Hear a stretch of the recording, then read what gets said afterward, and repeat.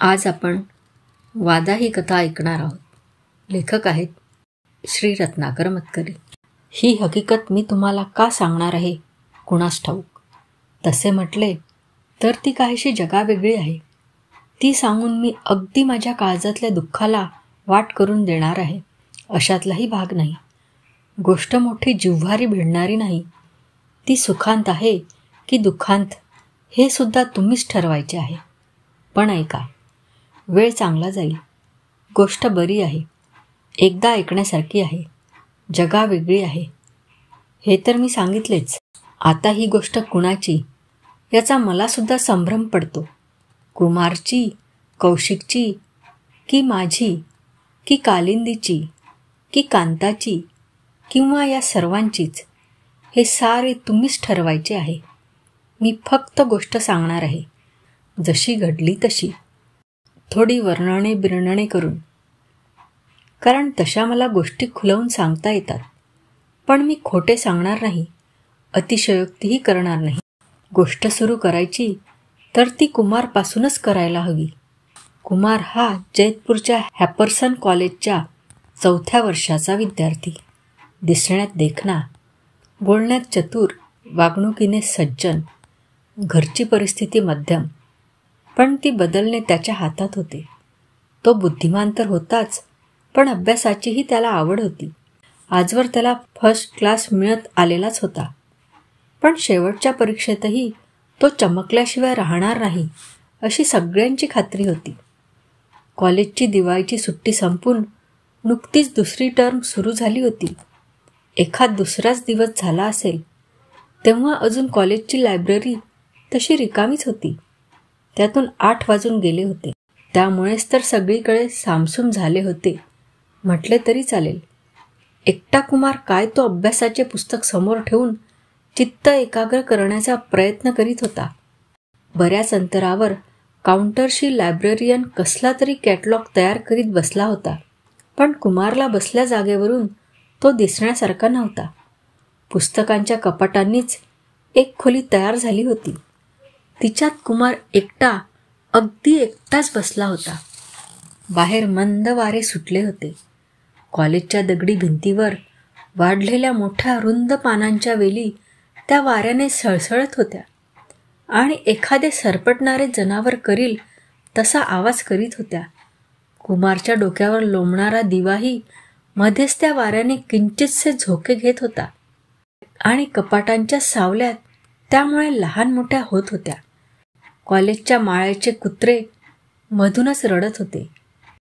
कॉलेजच्या मेन हॉलमध्ये टांगलेल्या अजस्र घड्याळाने 8 टोले दिले. त्याचा प्रतिध्वनी ऐकू आला आणि मग कॉलेजच्या परिसरातील शांतता अधिकच गडद झाली. घड्याळाचे टोले पडले आणि कुमारच्या छातीत एकदम धडकी भरली. गेले 2 दिवस जी भीती त्याची जाणीव व्यापून राहिली होती ती पुन्हा एकदा त्याला भासू लागली. जे प्रसंग विसरावेत म्हणून गेले 2 दिवस तो पुस्तकात डोके खुपसून बसला होता ते पुन्हा त्याच्या समोर आले. परवा रात्रीची गोष्ट. बहुधा रात्री 2चा सुमार असेल. कुमार गाढ झोपेतून एकदम खडबडून जागा झाला. कुणीतरी त्याला अगदी हलक्या आवाजात हाका मारित होते. क्षणभर कुमारला वाटले की झोपेतच भास झाला असेल. पण एवढ्यात पुन्हा त्याला अगदी हलक्या आवाजात ती हाक ऐकू आली. कुमार, कुमार. इतक्या हळू, खोल आवाजात मारलेली आणि तरीही अगदी स्पष्ट अशी ती हाक ऐकताच कुमारच्या अंगावर काटा उभा राहिला. त्याला दरदरून घाम फुटला. जसे काही त्याला केवळ एकट्या त्यालाच ऐकू यावी यासाठी ती हाक मारलेली होती. लांबून, फार दूरवरून ती हाक येत होती. आवाज तर ओळखीचा वाटत होता. कुमार अंथरुणात उठून बसला. बाहेर सारे शांत होते. तो कान देऊन ऐकू लागला. रात किड्यांची किरकिर देखील थांबली होती. आणि एवढ्यात ती हाक पुन्हा ऐकू आली. कुमार, कुमार. यावेळी मात्र कुमारने आवाज ओळखला आणि तो ओळखताच त्याच्या छातीत धस्स झाले. तो आवाज कालिंदीचा होता. कालिंदी त्याच्याच कॉलेजमध्ये होती. मोठी चांगली मुलगी होती आणि तिच्या आवाजातली हाक रात्री 2 वाजता. पण आवाज कालिंदीचाच होता, यात शंका नव्हती. कुमार दार उघडून गॅलरीत आला. रस्त्यावर चिटपाखरू देखील नव्हते आणि आता हाकही ऐकू येईनाशी झाली. अस्वस्थपणे कुमार खोलीत परत आला. त्याच्या पलीकडे त्याचा थोरला भाऊ कौशिक गाढ झोपला होता. त्याच्या कानावर काहीही पडल्याचे दिसत नव्हते. हळूहळू भीतीची जागा विचारांनी घेतली. कुमारला कालिंदीची आठवण येऊ लागली. कालिंदी मोठी चुणचुणीत हुशार मुलगी होती. घरची गर्भ श्रीमंत होती, पण तिला खोटा अभिमान नव्हता. ती सगळ्यांशी मिळून मिसळून हसतमुखाने वागायची. ती, तिची बहीण कांता आणि त्यांचा एकुलता एक भाऊ, तिघांचे एकमेकांवर भारी प्रेम होते. आता देखील तिघे मिळून चंबळापूरला गेली होती. म्हणा, उद्या कॉलेज सुरू व्हायचे. उद्या ती भेटेलच, म्हणजे पहिल्या दिवशी हजर राहण्याचा तिने कंटाळा केला नाही तर. कालिंदीचा विचार करता करताच पहाटे पहाटेकडे कुमारला झोप लागली. दुसऱ्या दिवसापासून कॉलेज सुरू झाले. सकाळी सगळे गडबडीने आटोपून कुमार कॉलेजात गेला. कालिंदी भेटावी अशी त्याची इच्छा होतीच, पण ती कुठे दिसली नाही आणि तासाभरातच कॉलेज सुटले. त्यामुळे तिला शोधून काढण्याइतकी सवडही त्याला मिळाली नाही. घाई गर्दीने तो हे सारे व्यवहार उरकीत होता खरे, परंतु एकसारखी त्याच्या कानात आदल्या रात्रीची ती हाक घुमत होती. आपण अनुभवले ते स्वप्न की सत्य हे त्याला नीटसे समजत नव्हते, पण अजून ती हाक आठवली, तिचा खोल दबलेला स्वर आठवला की त्याच्या अंगावर काटा उभा राहत असे. त्याच अस्वस्थ मनस्थितीत तो एकटाच घरी निघाला. वेळ भर दुपारची होती. ऊन कडक पडले होते.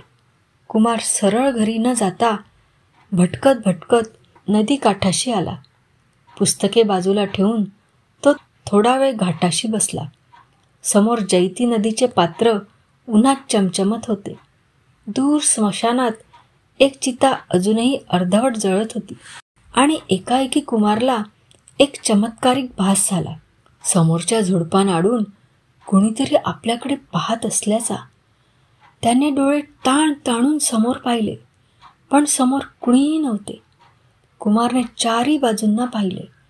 त्या उघड्या बोडक्या नदीकाठावर या भर मध्यान्नी चिटपाखरू सुद्धा नव्हते आणि तरीही कुणीतरी आपल्याकडे टक लावून पाहत आहे ही त्याची जाणीव काही केल्या जाईना. कुमारने आपली पुस्तके कशीबशी गोळा केली आणि तो झपाट्याने तिथून निघाला. कितीतरी अंतर चालून येईपर्यंत ती नजर आपला पाठपुरावा करतेच आहे असे त्याला वाटत होते. मागे वळून पाहण्याचेही धैर्य त्याला झाले नाही. घड्याळात 8:30चा टोला पडताच कुमारने घरी जाण्याचे ठरवले. नाहीतरी अभ्यासात लक्ष लागत नव्हतेच. गेल्या 2 दिवसांच्या अनुभवानंतर आज काय घडणार आहे याची सूक्ष्म धास्ती त्याला वाटू लागली होती. त्यात लायब्ररीतले हे शांत किर निर्मनुष्य वातावरण. कुमार पुस्तके गोळा करू लागला आणि आता तो निघणार एवढ्यात कालिंदी त्याच्यासमोर येऊन उभी राहिली. कालिंदीला पाहून कुमार विलक्षण दचकला. कसाबसा स्वतःचा तोल सावरून त्याने तिला बसायला सांगितले. कालिंदीने हसत हसत विचारले, काय अभ्यास चालला होता वाटतं? तिच्या मोकळेपणाने कुमारच्या मनावर इतका वेळ जो अकारण ताण पडला होता तो एकदम कमी झाला. त्याने अभ्यासाला मूड नसल्याची तक्रार केली. तिला विचारले, 2 दिवस दिसला नाहीत कॉलेजात?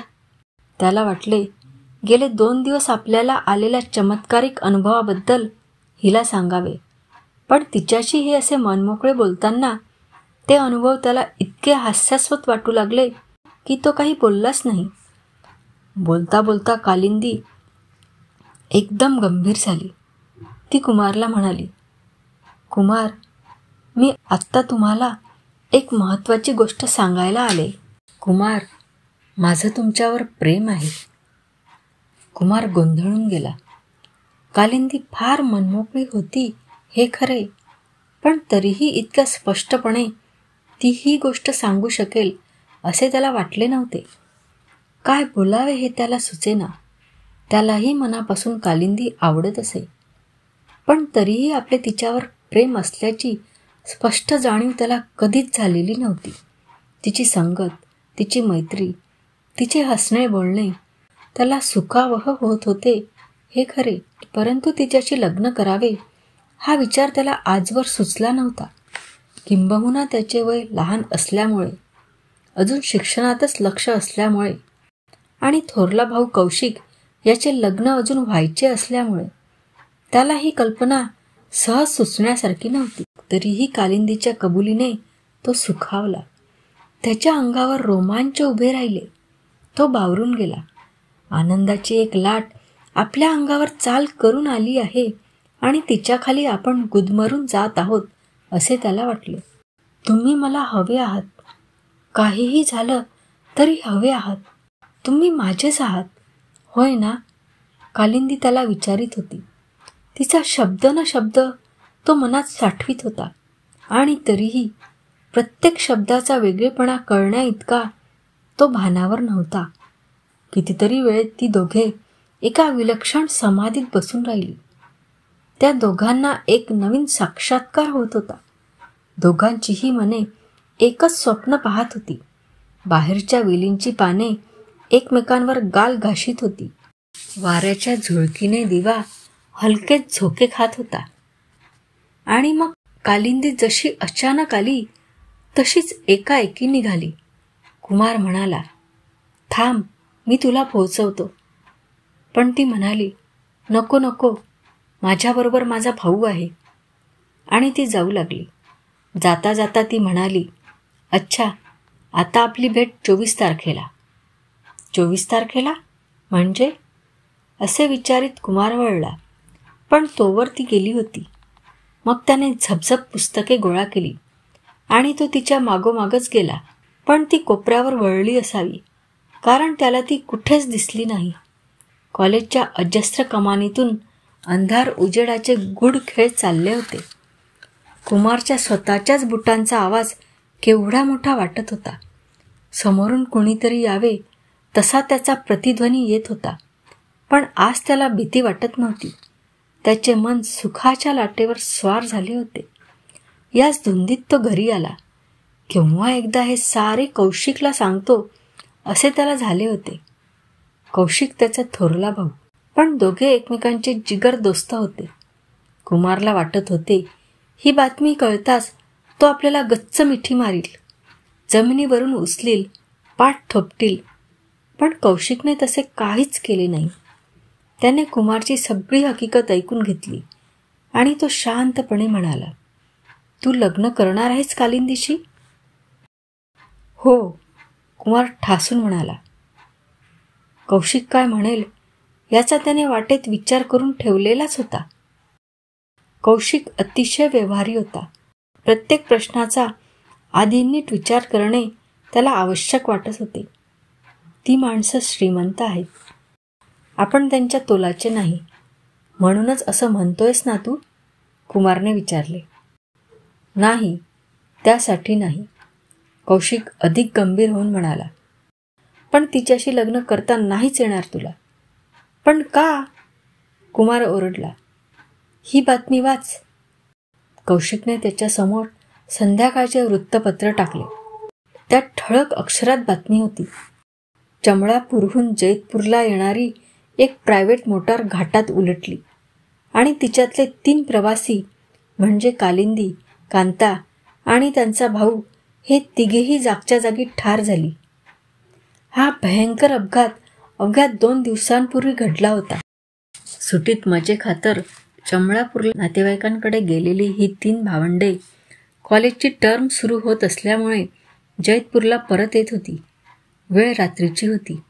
मुलींना भीती वाटणे साहजिक होते, परंतु त्यांच्या भावाने त्यांचे बिलकुल ऐकले नाही. तो म्हणाला, उलट रात्रीच्या वेळी ड्रायव्हिंगला मज्जा येते. पहाटेपर्यंत आपण जैतपूरला पोहोचू सुद्धा.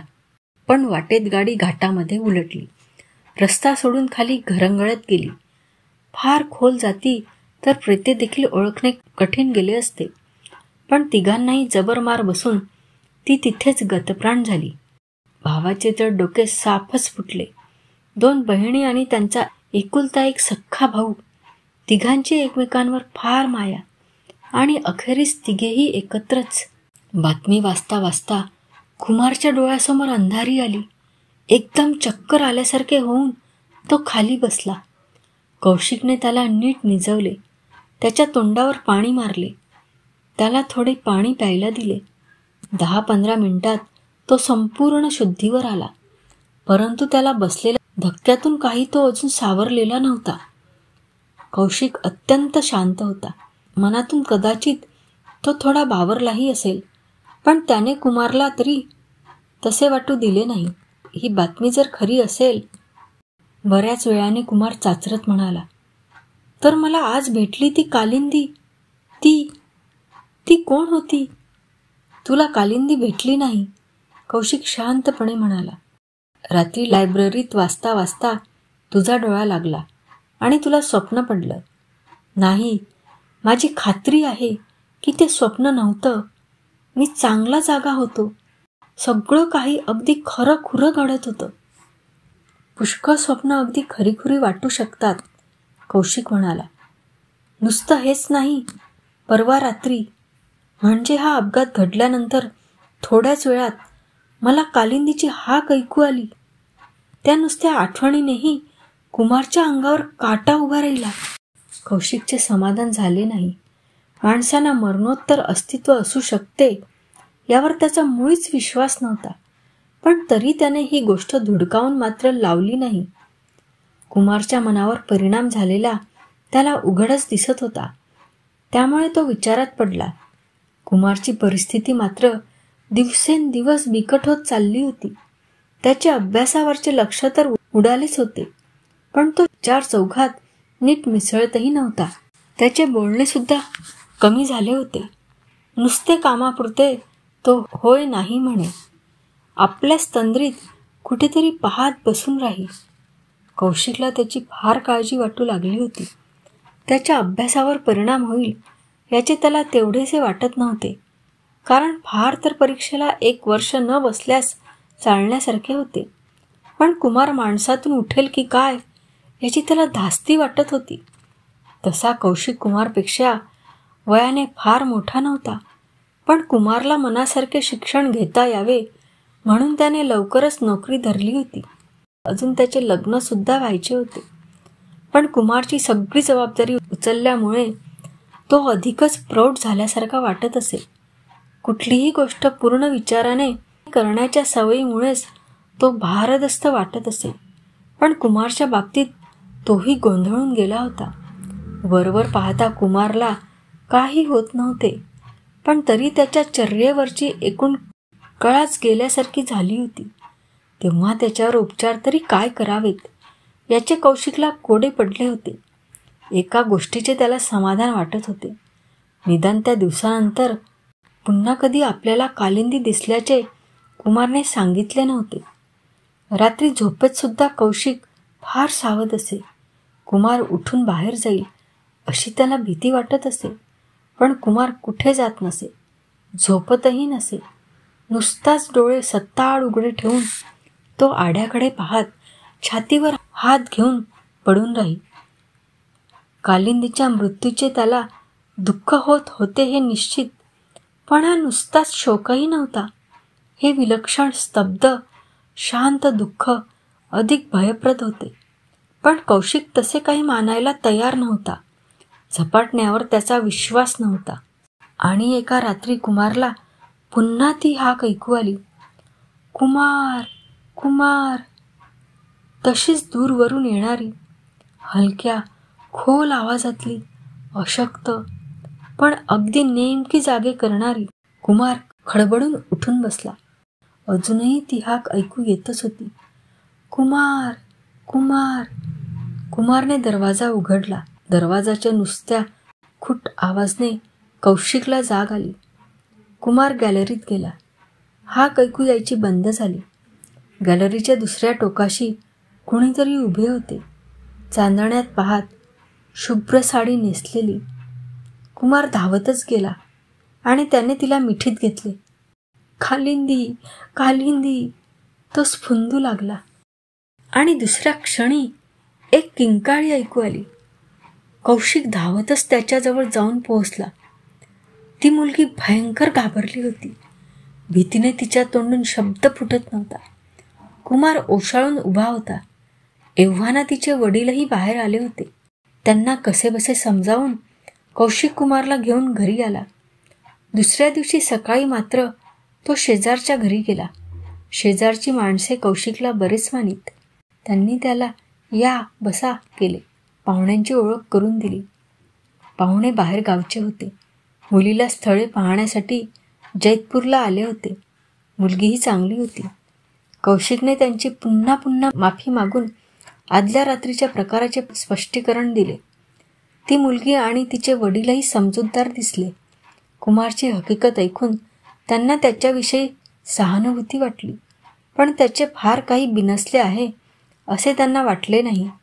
थोड्याच दिवसात तो हे सारे काही विसरून जाईल असे त्यांचे मत पडले आणि वधूपित्याच्या धोरणीपणाने त्या गृहस्थांनी कौशिककडे लग्नाचा विषय काढला. कौशिक म्हणाला, छे छे, कुमार मार्गाला लागेपर्यंत मी काही इतक्यात लग्न करणार नाही. एकाएकी त्याला एक चांगली कल्पना सुचली. कुमारचेच या मुलीशी लग्न होऊ शकले तर? तिच्या आणि कालिंदीच्या ठेवणीत थोडेफार साम्य होते. त्यामुळेच तर कुमार फसला होता. शिवाय मुलगी समजूतदार दिसली. ही हकीकतही तिला पटली. कदाचित तिच्याशी लग्न झाले तर कुमारला या दुःखाचा विसरही पडेल. नाहीतरी कालिंदीचा आणि त्याचा संबंध फारसा खोल रुजलेलाच नव्हता. आणि लग्न हा विषय इतका वेगळा आहे की कदाचित कुमारच्या आयुष्याला त्यामुळे वेगळे वळण लागण्याचा संभव होता. एक नवेच पान उलटले गेले असते. कुमारच्या जबाबदारीतून कौशिक काहीसा मोकळा झाला असता. आता कुमारचे वय काही फार नव्हते, पण ही मुलगी देखील लहानच होती. आणि इतक्या विचित्र परिस्थितीमध्ये समजा त्याचे लग्न थोडे लवकर झाले असते तरी काय हरकत होती. नाहीतरी कुमारच्या अस्वस्थतेवर दुसरा कुठलाही उपाय कौशिकला अद्याप सापडलेला नव्हता. आपल्या मनातला विचार कौशिकने त्या गृहस्थांना बोलून दाखवला. त्यांना तो पटेल की नाही याबद्दल मात्र त्याला शंकाच होती. पण आश्चर्य असे की त्यांना ती कल्पना मानवली. मुलीनेही मुळीच हरकत घेतली नाही. कुमारची सध्याची परिस्थिती ही मुळी त्यांना फारशी गंभीर बाब वाटतच नव्हती. चांगला होतकरू जावई घरी आपण होऊन चालत आल्याच्या आनंदात ती मंडळी चूर झाली. अर्थात कुमारचा विचार घेईपर्यंत काहीच करण्यासारखे नव्हते. कुमारला काय वाटेल हे सांगता येत नव्हते. पण कौशिकने जेव्हा हा विषय कुमारकडे काढला तेव्हा तो अगदी निर्विकारपणे म्हणाला, ठीक आहे, माझी लग्नाला तयारी आहे.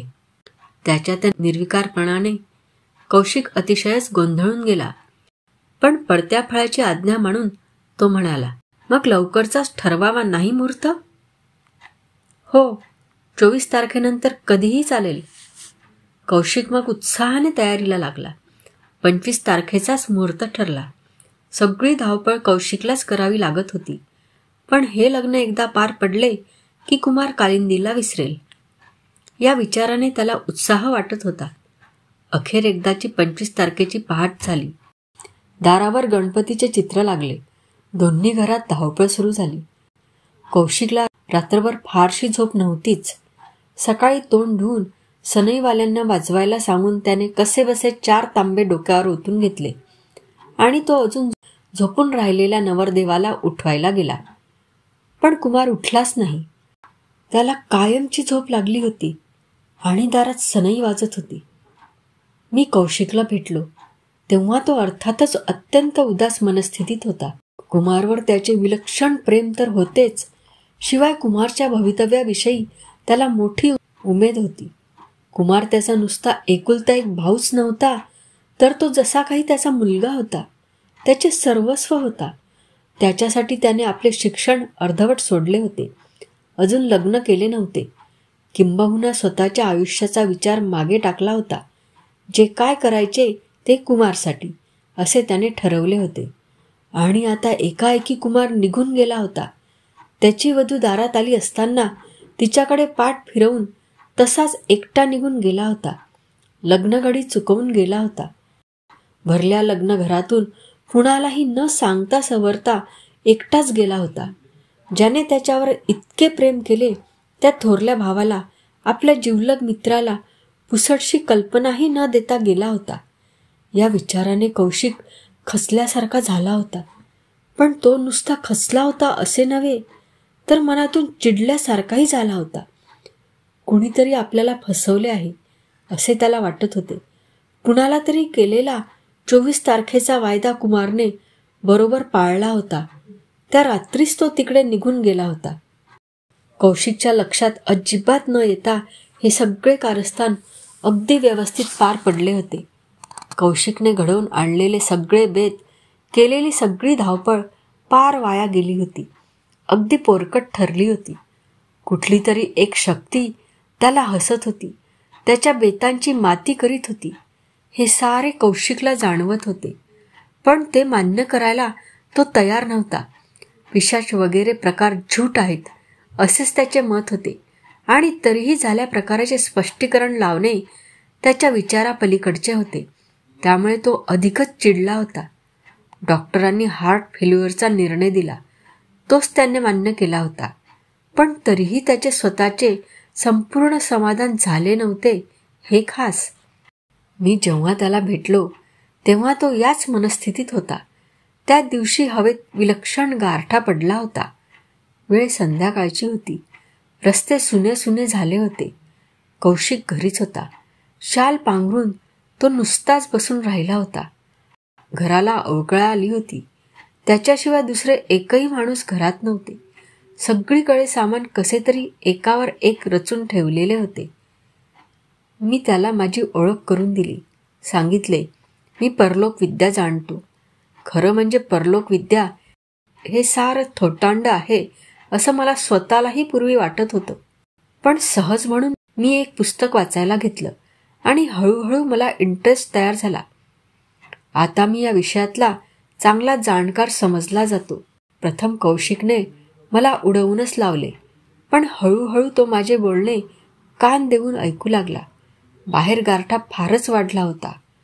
कौशिकने इलेक्ट्रिकची शेगडी पेटवून आम्हा दोघांमध्ये ठेवली आणि तो तिच्यावर हात शेकू लागला.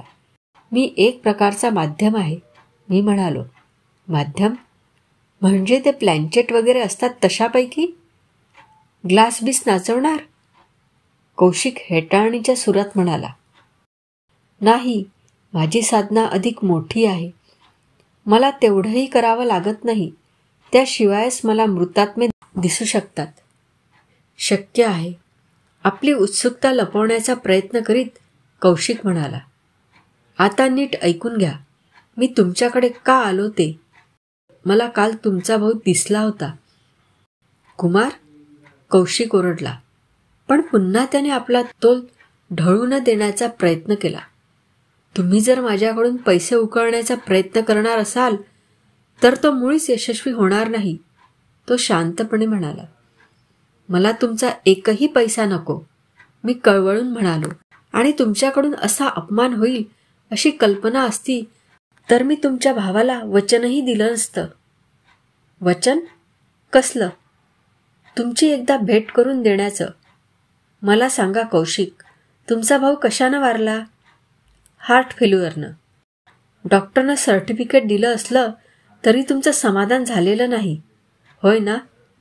हे पहा प्रोफेसर, माझ्या भावाचा मृत्यू ही माझी अगदी वैयक्तिक बाब आहे. त्याच्या मृत्यूनं माझं किती नुकसान झालंय याची तुम्हाला कल्पनासुद्धा यायची नाही. पण काहीही असलं तरी त्याचा मृत्यू ही सार्वजनिक बाब नव्हे. कुणी भांडवल करावं अशी ती गोष्ट नव्हे. कौशिक, मी चिडून म्हणालो, माझी परलोक विद्या ही पैसा मिळवण्यासाठी नाही. दैवकृपेने माझं सगळं नीट चाललंय. एक नाद म्हणूनच मी हे करीत आलोय. या सगळ्या प्रकाराकडे मी केवळ शास्त्रीय दृष्टीनंच पाहत आलोय. पण त्यात सुद्धा कधी कधी असे प्रकार घडतात की त्यांना जीवाला चटका लागून राहतो. तुमच्या भावाचा प्रकार त्यातलाच. डोळ्यात पाणी आणून तो मला म्हणाला, मी निघून आल्यापासून कौशिक वेडापिसा झाला असेल. त्याची निदान समजूत तरी काढू दे मला. म्हणून आलो मी. तुमच्यासाठी नव्हे, त्याच्यासाठी, त्या मृतात्म्याची इच्छा म्हणून. आता आलो तसंच परत जाईन. ठीक आहे, असे म्हणून मी कोट चढवला आणि बाहेर पडलो. थांबा प्रोफेसर, कौशिक दारापाशी येऊन म्हणाला. मी तयार आहे तुमच्याबरोबर यायला. मी वळलो. गंभीरपणे त्याला विचारले, तुम्हाला कुमारची भीती वाटणार नाही? भीती? मला आणि माझ्या कुमारची? लक्षात ठेवा, त्याला घाबरू नका. घाबरलात तर फार दुःख होईल त्याच्या आत्म्याला. दुसऱ्या दिवशी मी गाडी घेऊन कौशिककडे गेलो. कौशिक माझी वाटच पाहत होता. आज संध्याकाळी देखील कालच्याप्रमाणेच कडाक्याची थंडी पडली होती. आम्ही जैतपूर मागे टाकले तेव्हाच सूर्यास्त झाला आणि अंधार पडू लागला. आमची गाडी घाटातून जाऊ लागली तेव्हा बराच उशीर झालेला होता. सुदैवाने चांदणे होते, त्यामुळे गाडी चालवणे फारसे कठीण नव्हते. बोलताना दात वाजत होते. असा थंडीचा कडाका पडला होता. गार चावरे वारे अंगाला डसत होते. मी गाडी थांबवली. आम्ही दोघे गाडीतून उतरलो. 4 पावले चालून आम्ही एका ठिकाणी थांबलो. एका बाजूला कडा अगदी सरळ तुटला होता. तिथून कोणी खाली पडले तर चक्काचूर झाला असता. दुसऱ्या बाजूलाही कडा होता, पण तिथे काहीसा उतार होता. गर्द झाडी वाढली होती. हीच ती जागा. कालिंदीची गाडी इथूनच कोसळली. ती जागा दाखवून मी कौशिकला सांगितले. कौशिकने 4ही बाजूंना पाहिले. भणाणणाऱ्या वाऱ्याचा स असा आवाज येत होता. एकट्या दुट्ट्याला त्या वाऱ्याची सुद्धा भीती वाटली असती. चांदण्यात पांढुरके दिसणारे ते तुटके कडे राक्षसी वाटत होते. असे वाटत होते की या सबंध जागेला अनेक रहस्य ठाऊक आहेत. वाऱ्याच्या भाषेतून ती सांगतही आहे, पण आपल्याला तेवढे त्यातले काही कळत नाही. म्हणून ती जागा आपली हेटाळणी करते आहे. प्रोफेसर, कौशिक गारठून म्हणाला, इथं कालिंदी मेली, पण आपला काय संबंध त्या अपघाताशी? कुमारला भेटण्यासाठी ना? पण त्याचे शब्द तोंडातल्या तोंडातच अर्धवट राहिले. समोरून 3 पांढुरक्या आकृत्या येत होत्या. चांदण्यात त्या अधिकच पांढऱ्या फटक दिसत होत्या. कौशिकने कुमारला लगेच ओळखले. कुमारच्या बरोबर कालिंदी आणि कांता होत्या. घाबरू नका, मी कुजबुजलो. घाबरू नका. मी मुळीच घाबरलेलो नाही. मला हाताने बाजूला करून कौशिक पुढे झाला. कुमार इथं काय करतोयस? कुमारच्या राखाडी चेहऱ्यावर एक मंद स्मित पसरले. कालिंदीनं माझ्याबरोबर वादा केला होता दादा. मला इथं येणंच भाग होतं. आम्ही इथं फार सुखात आहोत दादा. वाऱ्याची एक बर्फासारखी थंडगार झुळूक येऊन गेली. कौशिकचे अंग शहारले, पण एखाद्या हटवादी मुलासारखा तो म्हणाला, सुखात आहेस ना तू? मग मला कशाला बोलवलंस? तू देखील सुखी व्हावंस यासाठी. काचेचे तुकडे पडावेत तसे कुमारचे शब्द येत होते. इथल्या आनंदाची तुला कल्पना येणार नाही. कौशिक हतबुद्ध होऊन ऐकत होता. ही कांता बघ दादा, कुमार म्हणत होता. कालिंदी माझ्यावर करते तितकंच प्रेम ही तुझ्यावर करीत आली, पण दुरून. कधी एका अक्षरानं ती तुझ्याशी बोलली नाही, पण ती तुला गेली 3-4 वर्ष पाहते आहे, तुझ्यासाठी झुरते आहे. कौशिक जागच्या जागी गोठल्यासारखा झाला. कल्पनाही येणार नाही अशा भलत्या ठिकाणी, भलत्या अवस्थेत त्याला प्रेमाचा साक्षात्कार झाला होता. इतके वर्षे कुमारवरच्या मायेपोटी त्यानं स्वतःचा विचारच सोडून दिला होता. पण आपल्यावरही प्रेमाचा वर्षाव करणारे कोणी होते या जाणीवेने क्षणमात्र त्याचा रोम रोम बहरून गेला. चांदण्यात न्हाणारी ती लावण्यवती त्याची होती, त्याच्यासाठी थांबली होती. ये दादा, आपण चौघं सुखात राहू, अनंत काळपर्यंत, अनंत काळपर्यंत. कुमारने आपला हात पुढे केला. कौशिक तारवटलेल्या डोळ्यांनी त्या हाताकडे पाहू लागला. हात पुढे येत होता. कुमार जागच्या जागी स्तब्ध उभा होता. कौशिक खिळल्यासारखा पाहत होता आणि हात पुढे पुढेच येत होता. आणि एकाएकी कौशिकला परिस्थितीचे भान आले. त्याचे मन भीतीने किंचाळून उठले. तो कुमारला म्हणाला, नाही नाही, मला हा असला आनंद नको, हे सुख नको, हे प्रेम नको. मला जिवंत राहायचं आहे, जिवंत राहायचं आहे. मी भीत नाही जगायला. मला तुमच्याशी कसलाच संबंध ठेवायचा नाही. माझं मन तुमच्यासारखं दुबळं नाही कुमार. या अमानुषाचा विचार करीत मी तुझ्यासारखा झिजून मरणार नाही. मी तुम्हाला विसरून जाईन, नवं आयुष्य सुरू करीन. पळतच तो माझ्याकडे आला आणि म्हणाला, चला प्रोफेसर, गाडीकडे जाऊ. आम्ही गाडीत बसलो. पाठीमागून एक अमानुष हास्यकल्लोळ ऐकू आला, पण कौशिकने मागे वळून पाहिले नाही. शक्य तेवढी फास्ट घ्या, तो म्हणाला. मला जमेल तेवढ्या लवकर इथून दूर गेलं पाहिजे. मी गाडी सुरू केली. वेग वाढवला, कमालीचा. पहिले वळण आले आणि मी चाकावरचे हात सोडून दिले. ही गोष्ट इथे संपली. तिचा शेवट दुःखांत की सुखांत हे तुम्हीच ठरवायचे आहे. लौकिकदृष्ट्या कौशिक कड्यावरून कोसळून मेला, पण माझ्या मते तो त्यांच्या लाडक्या भावाबरोबर आणि प्रेयसीबरोबर सुखात नांदतो आहे. मी त्याच्याशी असे का वागलो म्हणता? माझ्या जागी दुसरा कुणीही असता तरी त्याने हेच केले असते. लाडक्या बहिणीच्या सुखाची काळजी त्याच्या एकुलत्या एक भावाने करायची नाही तर कुणी करायची? अशाच नवनवीन कथा ऐकण्यासाठी आपल्या श्रवण कथा या चॅनलला सबस्क्राईब, लाईक आणि जास्तीत जास्त शेअर करा. धन्यवाद.